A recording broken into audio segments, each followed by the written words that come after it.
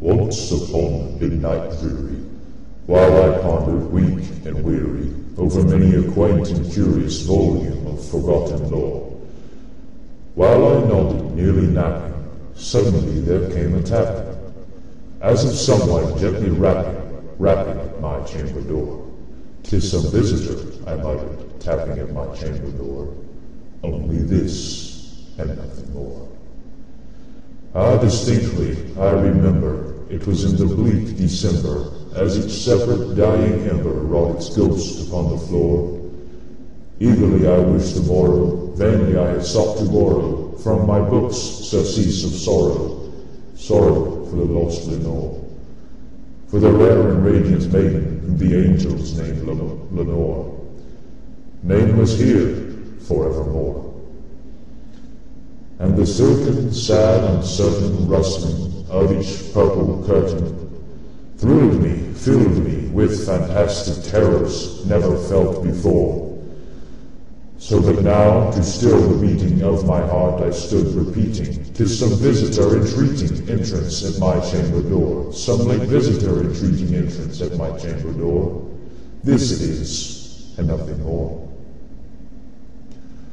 Presently my soul grew stronger, hesitating then no longer. "Sir," said I, "or madam, truly your forgiveness I implore.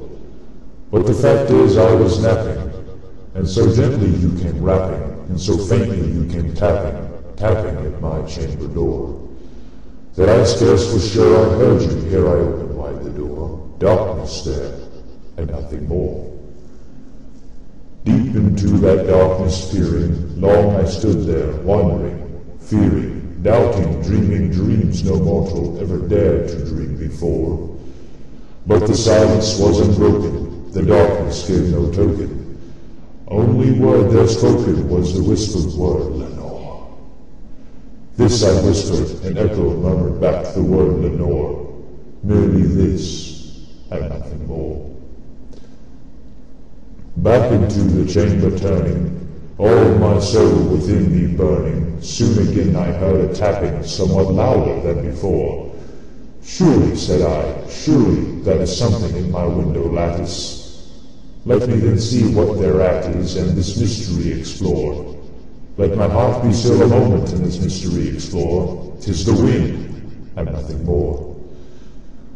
Open here I flung the shutter, when with many a flirt and flutter, in there stepped a stately raven of the saintly days of yore. Not the least obeisance made he, not a minute stopped or stayed he, but with mine of lord or lady perched above my chamber door. Perched upon a bust of Pallas just above my chamber door, perched and sat, and nothing more. Then this ebony bird beguiling my sad fancy into smiling, by the grave and stern decorum of this countenance it wore. "Though my crest be shorn and shaven, thou," I said, "art sure no craven, ghastly, grim, and ancient raven wandering from the nightly shore. Tell me what thy lordly name is on the night's Plutonian shore." Quoth the raven, "Nevermore." Much I marveled this ungainly fowl to hear discourse so plainly, though its answer little meaning, little relevancy bore.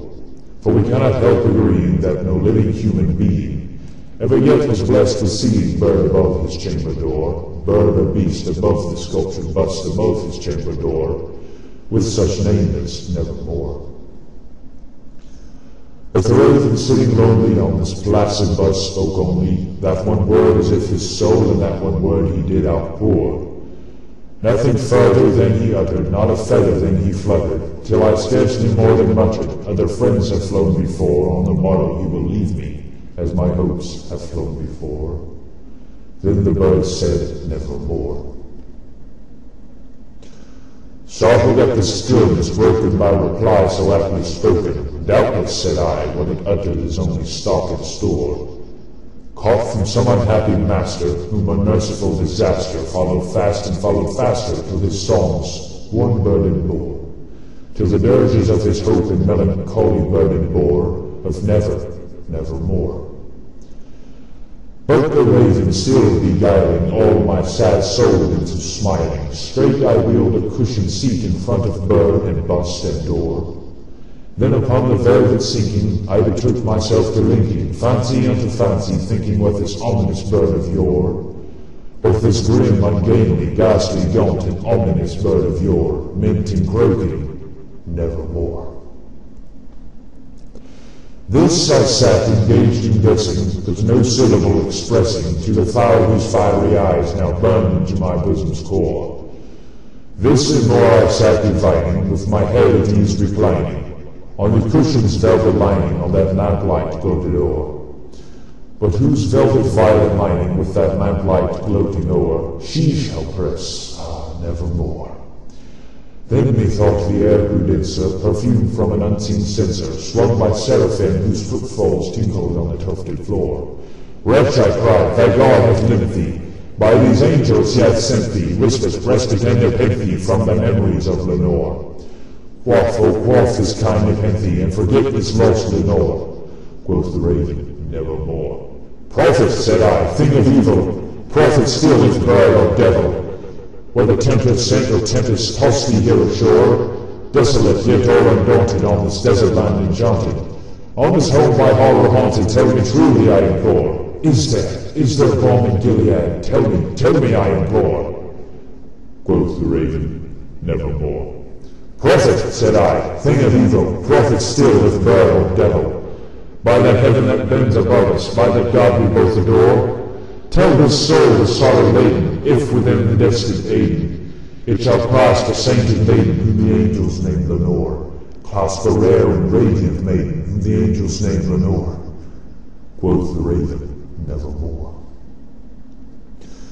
Be that word our sign of parting, bird or fiend, I shrieked upstarting, get thee back into the tempest and the night's Plutonian shore. Leave no black plume as a token of thy soul hath spoken. Leave my loneliness unbroken, quit the rest above my door. Take thy beat from out my heart, and take thy form from off my door. Quoth the raven, nevermore.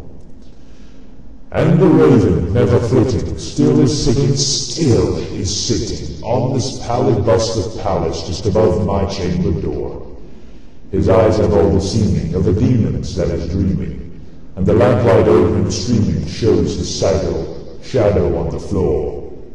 And my soul from out that shadow that lies floating on the floor shall be lifted nevermore.